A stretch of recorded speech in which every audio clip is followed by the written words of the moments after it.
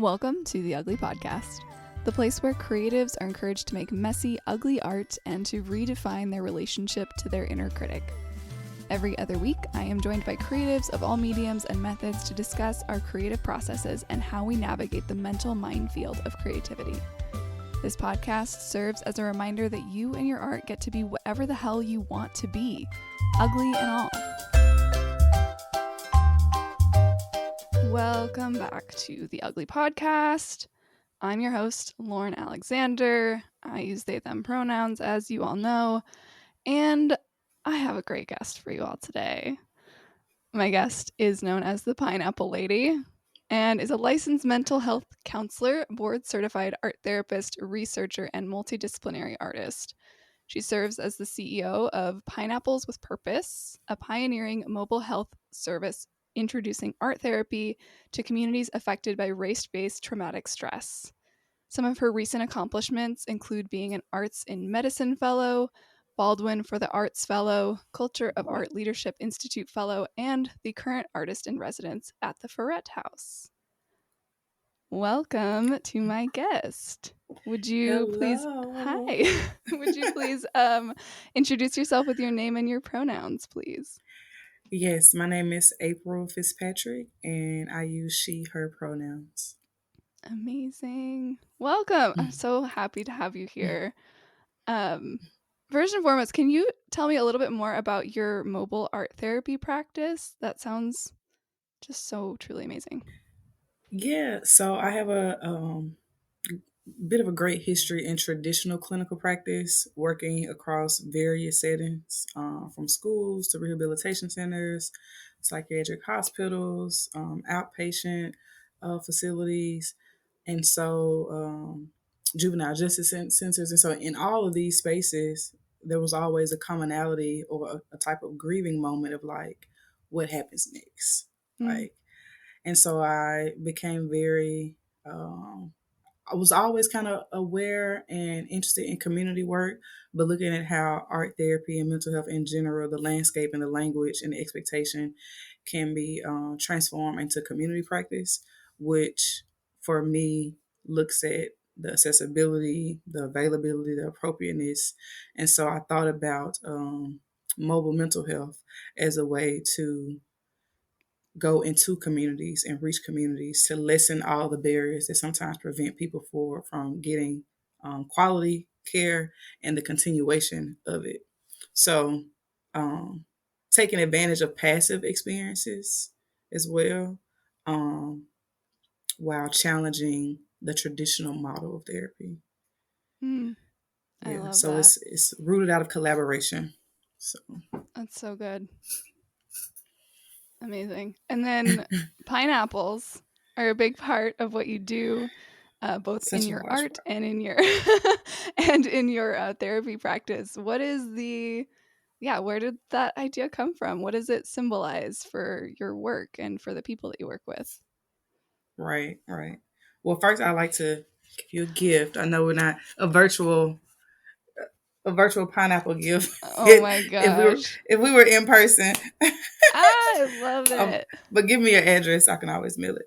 Oh, Um so good. Wait, can you describe what you just showed me since this is right. a visual? So I make these kind of like what size is this? Oh, these very intimate process based spin on the pineapple.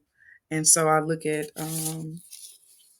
it in various ways and then, manipulate them using watercolor and markings. And so it's heavily rooted in just process because I'm very much process over product. So it's two pineapple quarters, I guess, on the corners of a white sheet of paper filled with your typical colors of what you would think about the pineapple, as well as other colors, inflorescent colors and purples and It's greens and beautiful. oranges. I love it. Yeah. So the pineapple. First, the pineapple came to me just as a personal symbol, and just understanding myself because symbols have the power to like integrate the conscious world and the subconscious world. Um, and I think that in general, it just represented my life narrative of like these spikes and this crown that grew in relation to things that were occurring, but me always knowing like the sweet in the core. But when I started to do therapy work, um, a large part of therapy is like relationship building and therapeutic rapport. And so sometimes it's spiky. Yeah. Not everybody is willing to let you in, as they should not be. And so it became a way to symbolically represent welcoming people into tough conversations, Mhm. uncomfortable conversations, so that when things come up and we experience things across this mental health landscape, the pineapple grounds us back. Mhm.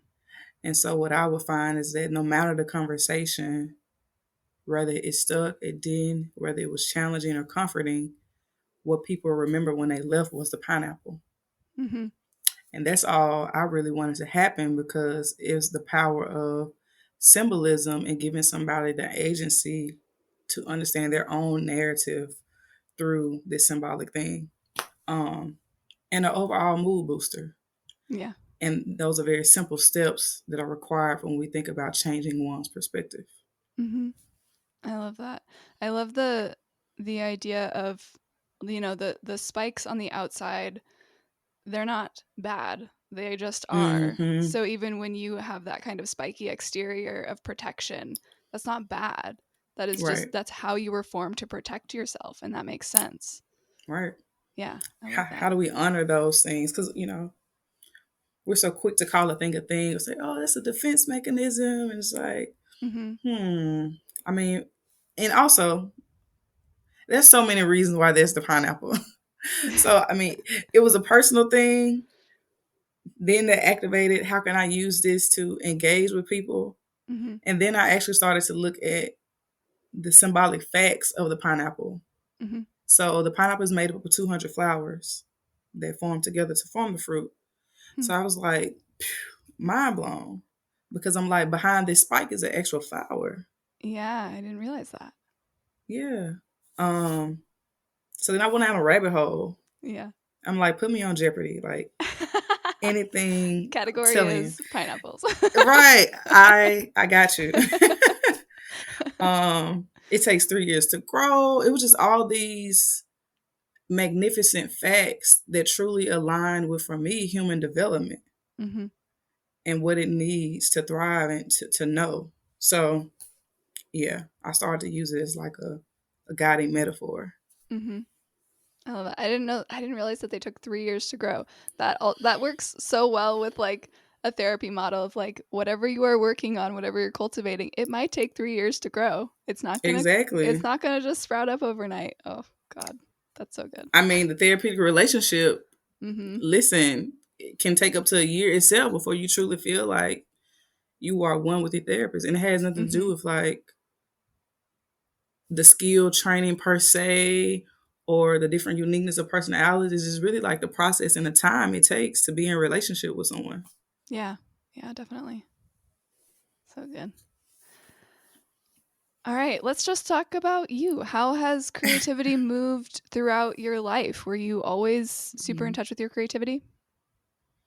I feel like I was. I feel like I was a very creative child, very inquisitive, very um, multi projects. What are we doing? Very curious. You know, that probably became limited due to the structure of the household and Mhm. school. Yeah. So, but I've always considered myself a creative and can go back into early memories and being in art shows and really being invested in art lessons. Um, Along the way, traditional academia kind of preceded that. And I think what happened is that my art was suppressed in one way and started to emerge in another way. Mhm. So public speaking and dance became a part of my life for a while. But at the time, I wasn't viewing it as like creativity. Mhm. Um, it was just, me being on the dance team. Right. Um, and yeah, and so I found art again. Um, in college. Nice. Did you feel like school then was the thing that like kind of suppressed like the artist urge in like the sense of drawing or like Mm-hmm. using more physical I mean you said not obviously not physical, you said you danced, but Mm-hmm. um Mm-hmm. but I guess the things that you know we typically associate with like having an outcome or like a piece that Right. comes out of your creativity. Right. I mean, in some ways, I do because I mean, you could always choose art as an elective, right? Mm-hmm. But it wasn't it wasn't an integral part of like all the curriculums. And now Mm-hmm. we're at a space where we can find creativity in all fields and all disciplines. Mm-hmm. Um, so I think there was a lot of binary and dichotomized thinking in traditional school settings where it had to be this right or wrong, either correct or incorrect. And I mean, I can attribute a few courses that allowed like debate class or theories of knowledge where all we did was like question things. But again, those one offs, when they're not a part of like the everyday experience, Yeah. then yes, I do think that, it becomes limiting Yeah. and That is. or suppressed. Yeah. That's this is the thing that like it gives me so much rage is when like traditional school and like often like master's programs or like post bac programs that like are art focused and ends up like hurting people's actual creativity because they think that there is one way of doing things, and it breaks my heart. It makes me so mad. Or even when they're not prepared for the art that the person is creating, Yes, yes, when absolutely. that's in the traditional lens. Mm-hmm. And Yeah. when it's like, wait, what? So it's not, is this abnormal? Like something's wrong with Mm-hmm. you. Yeah. It's like, no, this is my experience of the world. Yeah. I did an episode with M. Eifler, who is um, a artist and disability advocate, and does a lot of work with like their own disability in their art. And they did a master's program of art, and for their like final project, it was um, this video game that you couldn't beat, and as you played it, the video game like deteriorated, and that was Mm, their art. And like the people who were judging it, the teachers who were giving them the final grade, were like, this isn't mm-hmm. art, this is like a social justice project or whatever. And they're like, how is this not art? Like, what are you talking about? Like, absolutely insane. Yeah. Your face right now, I love it. Okay. Just over Okay. it, just so over it. Right. Right. And it speaks to, the advocating for yourself. Hmm. Right. But at what expense do you put yourself? I don't know. It's just, I don't know. That just speaks like trauma and re-traumatizing. Like, Hmm. because clearly your identity, your success and grade is wrapped up in this, right? To move to the next phase, right? Right. Yeah. No. Hmm. Right. And speaking of our fury for society, as an art therapist, how do you see our society's drive for that product, that performance, that like one way of, what is art? How do you see that inhibiting our health and our healing? Yeah. It is in the way. It is definitely in the way because one, I mean, what it tells people is that, who is invited, who's not invited, whose voice is worthy, whose not voice is not worthy. Hmm. Um, the I think there's a level like of trickery of the mind of like moving the glass ceiling, right? Hmm. Because who is holding like the performance culture, the grind culture to like, prove something, and you're pulling people further away from their intuitiveness, their trust within themselves, um, and just giving room for the inner critic to be louder, Hmm. which for some people can turn into like a internal war, and for others a complete shutdown. Yeah. Um, and so yeah, there's no space to heal or just to have or to even just be, Mhm. because we are all creatives. Like we are reflections of nature, inward, turn outward. So it's just like, um, yeah, I don't think it's by happenstance, but it's definitely in the process, because even neuroscience speaking, they talk about how much fear is such a like innate response that needs nothing. It just comes up like millions of thoughts that your brain has, versus how hard it is to then integrate yourself into like positive thinking and positive self-talk. And a lot of questions like, why is it harder, you know, Mm. to do the positive self, and why can't we wake up with just positive, thinking? And so if in fact the world is further creating this experience, right, of performance, like you're keeping people in that state because Yeah. they're responding to something that like out of fear, or trying to fix or trying to accomplish, rather than accepting that like you were made how you were made, and there's a lot of substance and wisdom and opportunity that can come out of it, and there's no need to extend outwardly Mhm. for those answers, or experience. So I definitely think it's in the way. Yeah. I'm anti-performance culture. Yes. Yeah. Yeah. It that turning away from our intuition, from our innate connection with nature and just existing, it turns us into little, you know, little robots for the system that just go through the Mm-hmm. process, and like they know that we're afraid, and they know they prey on that fear. And yeah, the less we actually lean on our own intuition, lean on each other, our innate humanness, Mm-hmm. the easier it is to just keep us manipulated and small and powerless. Mm-hmm.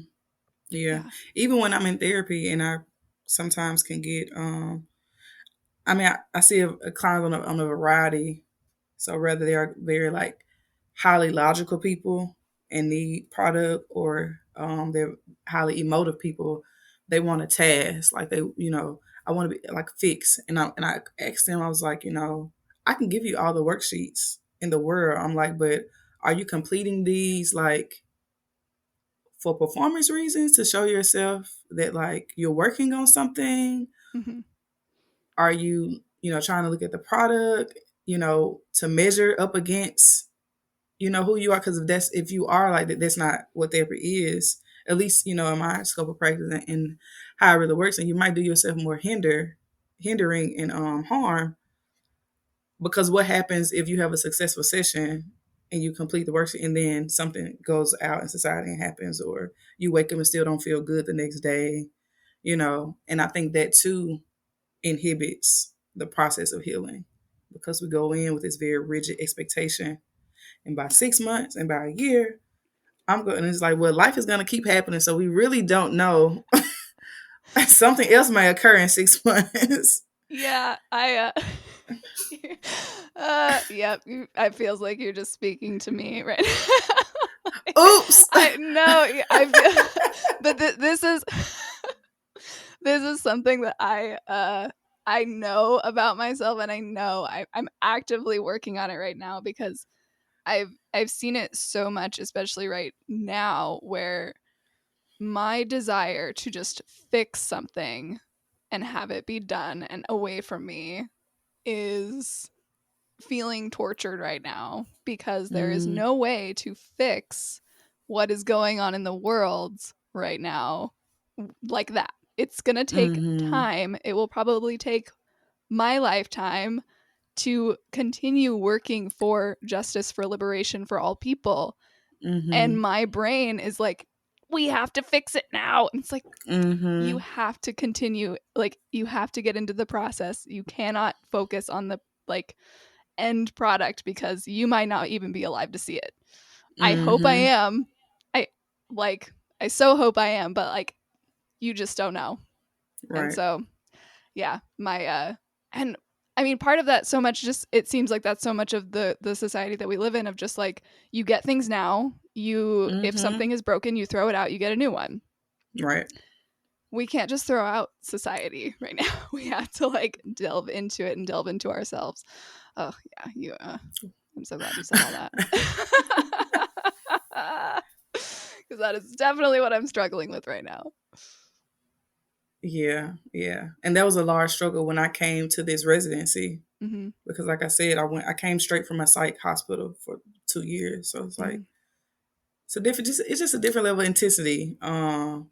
And when I had the time to pause, I was like, well, why aren't you creating art? Like, why aren't you creating anything? Like, you need to be producing. And Hmm. then 3 months had gone past, and I hadn't created anything, and I was freaking out. Like, oh my god, I only have 9 more months left. Uh-huh. And then I had to pause. And I'm like, but you've literally been drinking more water. Like, Hmm. you have been resting. Hmm. You have been walking and exploring the new neighborhood you now live in. You've been watering plants. You've been cooking meals in a very like intimate, slow pace, can I think about the ingredients type of way. You've been able to like call your grandfather, and spend 15 minutes in check-ins. And it just felt like how much we desensitize and become disconnected from the things that really matter. Hmm. That's also going to keep us healthy to fight the fight that we want to fight. Hmm. Um, so yeah, yeah. I'm in it too. I'm in it with you as well. I'm so glad we're not alone. We have this idea that everything we do has to be good or have value. This belief leads us to burnout. It can hold us back from creating altogether. But in my Ugly Art 101 course, I break down these restricted beliefs and lead you through exercises that intentionally subvert perfectionism and bring playfulness back into your creative process. You can get the first day absolutely free by going to my website, scribeandsunshine.com, and signing up on the homepage. Join me in my weird, ugly art revolution. Back to the show. Tell me a bit about the kind of the neuroscience of this. So what actually happens in our brains when we surrender to the process of art? So this is a loaded question. I will say there are multiple parts that can come up.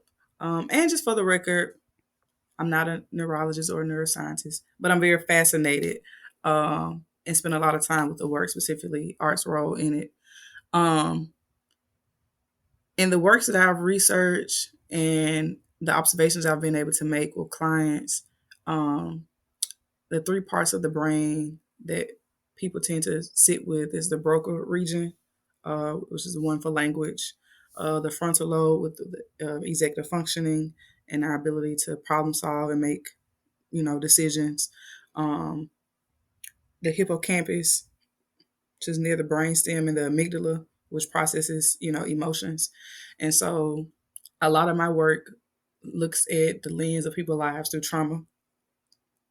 And what's said about trauma is that there's a when you've been traumatized or experienced a traumatic event, something called your cortisol level hormones increase. Um, Theoretically, after the event has happened, those are supposed to go back down. Your body goes back into homeostasis and regulates itself.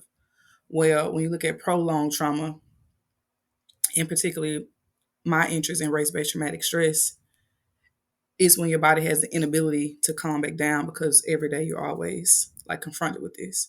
Mm-hmm. So these high cortisol levels are constantly at play in inhibiting um, the central nervous system functioning, right? That occurs. And so art comes into play because it has been shown to reduce cortisol levels. It has been shown to process, be able to process emotions in a way to externalize some of those traumatic events um, to where those emotions are no longer like trapped and associated with that memory.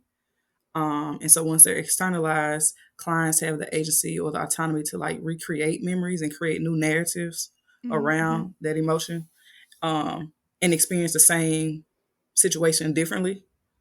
Because trauma can also put us in a place of like feeling a loss of control. As far as language, trauma sometimes inhibits the ability to grab language or resource language. And art can become a form to communicate for us through Mm-hmm. the sensory motor experience using a myriad of art materials. And so, something that I found kind of astonishing, particularly in the psychiatric units, is that when individuals had trouble finding language and they would create these art pieces, we would use a phenomenological approach that questions the clients like, what do you see? And they just name what they saw, whether it was like, I see yellow or I see a round object. And over time, we would reintroduce the same intervention and would watch their language grow Mm. for not only the experience, but for the product that they created.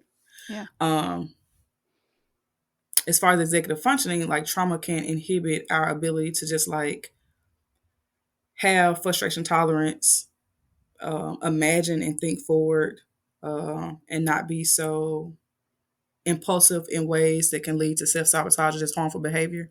Mm-hmm. And moving through the art process in real time allow someone to do those things, Mm-hmm. because often my clients are already in fear and judging themselves. I can't paint, I can't draw, I can't do these things. And what you see start to happen is their frustration happens. They might tear things up, they might throw it away, but they come back to it. Mm-hmm. And you start to see them get more intimate with the work. You start to see them have more control over the materials. You start to see them take more risk Mm-hmm. in manipulation. And by the end, you start to see me kind of out of the entire process. And now I'm just an observer. Mm. And they're no longer asking me for assistance. They're kind of telling me, today I want to work with this. Yeah. This is what I created, type of thing. So, yeah. I love that. I really recognized my own journey with art as you were talking, because I used to be such a perfectionist that I didn't make any art. And Mm, then I started intentionally making ugly art to just subvert that mm, perfectionism. And slowly, yeah, like you said, it started off with me being like, yeah, this is trash. This is absolutely garbage, but it's okay because that's the intention. I'm making it ugly anyway. But then mm-hmm, slowly it became like, oh, I can feel myself making decisions about this art piece, and I can feel myself having opinions about it that aren't just, oh, this is ugly. It's just like, oh, I would like this to go here. And then that I have the power to then do that. And then slowly have started like developing what feels like me as I create. And it's a way to like get in touch with myself and find that like moment of healing and empowerment of being able to decide what happens on the page. So I really mm-hmm. love that. And that process is sometimes referred as to neuroplasticity. Mm-hmm. And so the ability to create new wiring Yeah. that influences your perception. Yeah. It's so cool how our brains can just change. Like we're not static. We can change. We can train Yeah. ourselves to do different things and experience new things and connect to ourselves in new ways. Mm-hmm. I love that. Which actually this was, I mean, my next question, we may have already answered it, but like how art Mm, helps us make new neural pathways. Like mm, is there something, yeah, like what are we connecting to when we are doing this that allows us to make new neural pathways, I guess, in a way that we struggle with when we're just like trying to change a habit or um yeah, I don't know. mm. Well, I think it's a combination of like the cross firing that happens across um, the different lobes, right? So there's just Mm-hmm. like the whole sensory experience from the auditory, the gazing when you actually view art, view your own art, the touch, the sensory base, and a Mhm. lot of this has been translated across various, populations. Um, from PTSD, veterans, from individuals who have a sensitivity to touch and things of that nature. Individuals who just have difficulty problem solving and have a more increased sensitivity to depression and anxiety. And so I think there's not one specific thing that happens Mhm. in the brain. From what I've discovered, is that memory is being activated, visual stimulation is being activated, auditory of how sensitivity to tone is happening, touch, body somatic.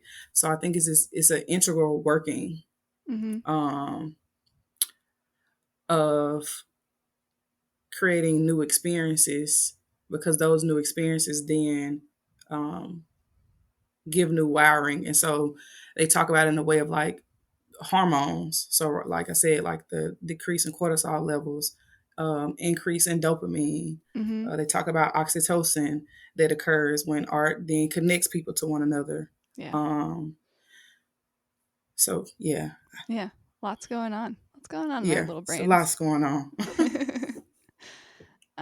What role do you see art helping us heal ourselves and heal the world? hmm. Art helping ourselves and heal the world.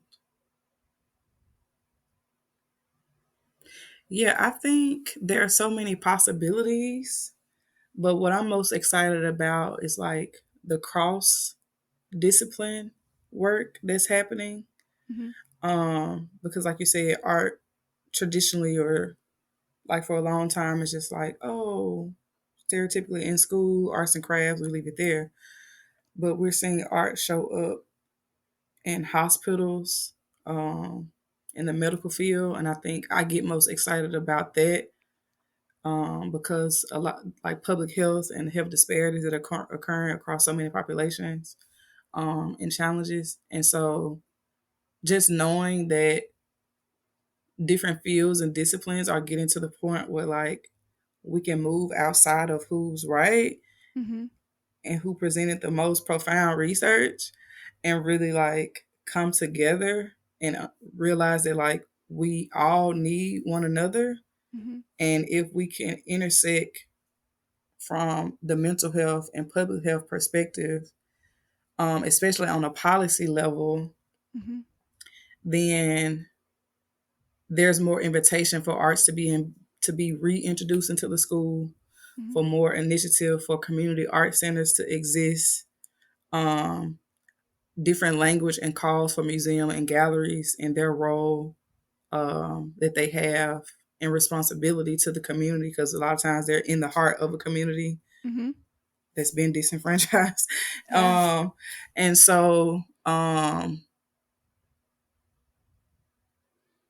you know, and to amplify or refire places that are already using the art. So I know like sometimes in the geriatric facilities or day centers, they're doing art here and there, but with the science and mental health backing behind it, you can give your everyday person Mhm. agency to kind of like speak. And this won't be just limited to scientists, professionals, like everyone can feel a part of this conversation and then see their art as powerful and their art as a solution. I know what's really cool happening now is like barbershops and salons are getting trained in mental health kit. And so even thinking about the style of Cool. art again when it comes to hair and fashion and cooking, like it's just so much possibility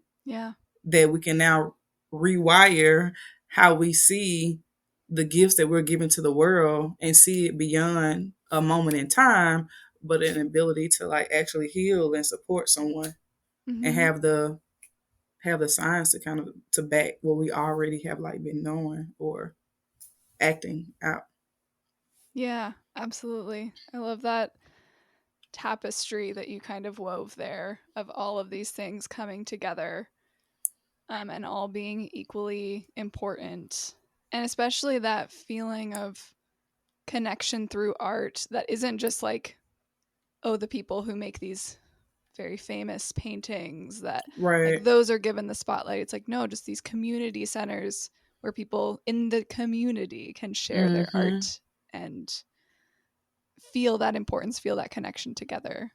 I love that. Right. Right. Yeah. And with it, the accessibility is just kind of like normalized, Mm-hmm.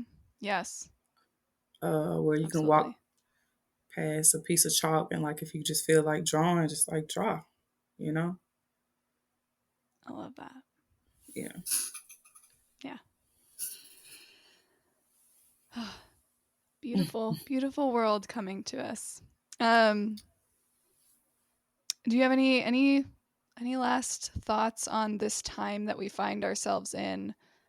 Kind of this work that we have ahead of us, and I mean, there's different kinds of work. You know, like my work in decolonizing my own brain and figuring out my role in liberation and connection um, Mm-hmm.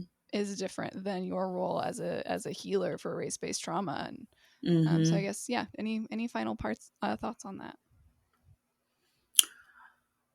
I just think art can help us navigate some of these things, these complex issues, these complex emotions, Mm-hmm. while also just like humanizing, um, just humanizing us, in our uniqueness. Yeah. Um, Conversation starters. Like I said, what I shared with you before of how like words can be so limiting, Mm-hmm. and it can just send people into a rabbit hole. Like, well, I really didn't mean that. Or I should have used this word. And art just serves as a center of like remaining inquisitive about people, Mm-hmm. um, because it's just like it's only so many words you can use Right. about a lot of things. But with art, I mean, wow, you can just like go from painting to drawing to clay to cardboard Mm-hmm. to flowers to sand to dirt to it's just endless Mm-hmm. on what you can use art with. So think about one person using or having the opportunity to use an endless amount of art and how much work you will get and how many different entry points you will get into that who that person is. Yeah. It reduces the opportunity of like judgment and just increases like curiosity to really like understand the whole person. Mm-hmm. Um so there's one thing. I think the last thing would be to just like encourage people to start with your story, Mm-hmm. because oftentimes I get the question like, well, what can I do? Like, how can I? And I'm like, I can tell you to go for a walk in nature. I can tell you to, go to a museum or to take an art class. But often those things become moments, um, because somewhere along the way you have that gap that leads in judgment or that critic or that fear. And then now these are just moments in time, and that person is going on to the next class or the next exhibition. But your story stays with you forever. Yeah. And it's always walking with you. No matter what setting you're in, your story is with you. And so having more belief and confidence in what your own story has to tell and finding ways in which you would dissect a particular experience or you will reclaim a particular emotion that you had happen, or how would you communicate this to your peers or your family. It's so much there, and I Yeah. think we doubt how powerful our own narrative is. Yeah. We absolutely do. Yeah, that's so good. At the end of every episode, I like to ask my guests, what is something ugly you've made recently? Or there's something ugly I made. Interpretation of ugly. Yeah, um however you want to interpret that. right. What is something ugly I've made? Because these pineapple things are beautiful. I've just been creating No, those those. are amazing. Hmm. I mean, well, okay. My food is typically ugly. Oh yeah. Yeah, like the idea is so beautiful in my head, and it's like whether I follow the recipe or not, like I like what needs to be there is there, but the presentation, it just be like what? Yep. I'm like, but I agree with it this. tastes so it good. never looks like the pictures ever. It never looks like the pictures. It doesn't look like. So I'm just like, what is missing here? So yeah, I've made some ugly food in the past couple weeks. Does it still taste good though? It really is good. Good. It is good. Um, confusing as I'm eating it, but good. Good, good. I love that. Thank you so much for being here and for sharing your knowledge with me and our listeners, my listeners. And yeah, where can people find you and how can they support your work? Yeah, I'm on Pineapples with Purpose at Instagram. So just pineapples with the S with purpose. Um, my website is also pineappleswithpurpose.com. www. Um,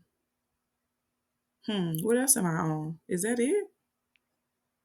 Yeah, I think that's it. And my email is April at pineappleswithpurpose.com. Amazing. How can you support my work? Um, I do have a website that in the next couple of weeks I'll be reopening for purchase on prints of my Oh, work. great. Um, yeah, I think that's what comes to mind so far. Great. Amazing. And if you want to see some of April's work outside of Instagram, in the show notes, I will have a list of other places where you can find some of her work. Oh, So dope. definitely check out the show notes because April's done a lot of really cool stuff. All right. Thank Thank you for you. having me. Yes. Thank you so much for being on here. And everybody, thank you for listening and keep doing the work, keep healing yourself, and keep it ugly. The Ugly Podcast is created by me, Lauren Alexander of Scribe and Sunshine. It is produced and sort of edited, also by me, and written and directed by absolutely nobody. If you like the podcast, be sure to rate and leave a review on your preferred platform and share with the creative people in your life. If you're interested in learning more about what I do, head to scribeandsunshine.com to learn more about my Ugly Art 101 course, my perfectionism workshop, my editing services, and the Writer's Helm, which is an online community for writers co-captained by myself and Gabby Goodlow. As always, keep it ugly.